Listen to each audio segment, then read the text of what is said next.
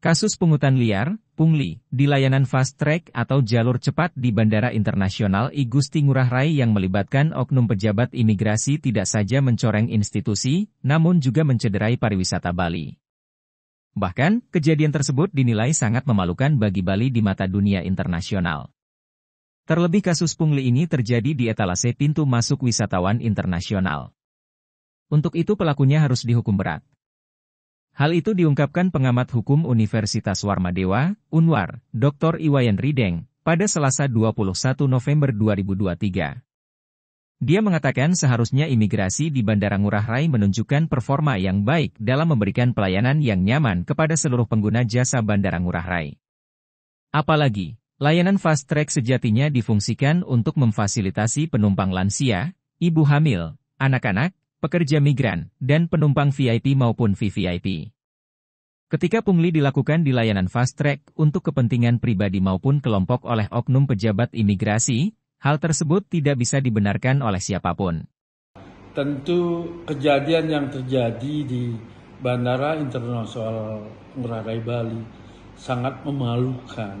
Karena bagaimanapun juga Bali sebagai daerah pariwisata, kemudian bandara sebagai estalase orang yang masuk dan keluar dari Bali itu sebenarnya menunjukkan performa yang betul-betul memberikan sebuah pelayanan yang nyaman.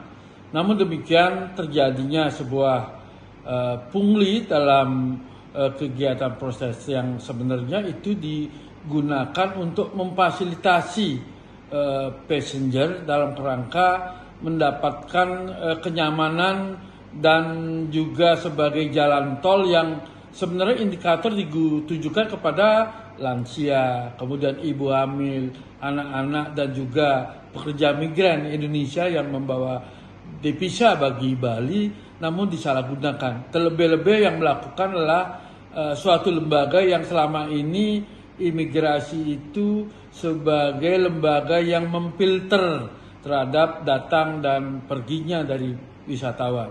Nah, pungli ini tentu tidak boleh dibenarkan oleh siapapun karena merupakan pungutan liar yang jelas awalnya itu digratiskan bagi pelayanan publik, namun dipungut dengan maksud untuk kepentingan pribadi dan kelompoknya. Dan ini sangat respon dalam kerangka penegakan hukum. Oleh sebab itu saya dengar tentu sanksinya sebenarnya sanksi maksimal. Tidak hanya diberikan semacam sanksi yang sifatnya administrasi yang ringan. Karena apa? Karena ini akan menjadi presiden yang buruk bagi pengembangan pariwisata Bali. Karena terus terang saja, Bali sangat mengandalkan dan masyarakat makan dan minum itu dari sektor pariwisata. Apalagi sekarang setelah terjadinya COVID-19 memiliki makna yang sangat berharga berarti bagi Bali. Bisa dibayangkan, konon hampir dari data pariwisata Bali mengatakan 19.000 per hari kedatangan wisatawan asing. Nah, kalau nanti ada sebuah fasilitas yang diperuntukkan untuk gratis, kemudian dipungut, dan ini akan memberikan sebuah informasi yang melebar ke seantero jagat dunia. Nah, ini tentu akan menjadikan citra buruk pariwisata Bali dan nampaknya perlu ada sinergitas karena persoalan imigrasi kan persoalan pemerintah pusat. Dalam hal ini Departemen Hukum dan HAM. Nah, kalau Bali tentu dalam konteks kewenangan tidak ada, tetapi sangat menimpa terhadap perkembangan pariwisata Bali. Oleh sebab itu saya pikir pertama ini harus tidak boleh terjadi lagi. Caranya apa? Penegakan sanksi yang benar-benar berat bagi si pelakunya. Sementara itu, Wakil Ketua DPRD Provinsi Bali, Inyoman Sugawakori mengakui bahwa sinyalemen tindakan pungli oleh oknum pejabat keimigrasian di Bandara Ngurah Rai sudah berkembang sejak lama. Sugawa menilai tindakan pungli yang dilakukan oknum pejabat imigrasi ini telah merugikan dan sangat mencoreng citra pariwisata Bali. Ia berharap instansi terkait segera berbenah. Bukan hanya pada saat terjadi operasi tangkap tangan, tetapi muncul sebagai sebuah tanggung jawab dari masing-masing petugas dan jajarannya.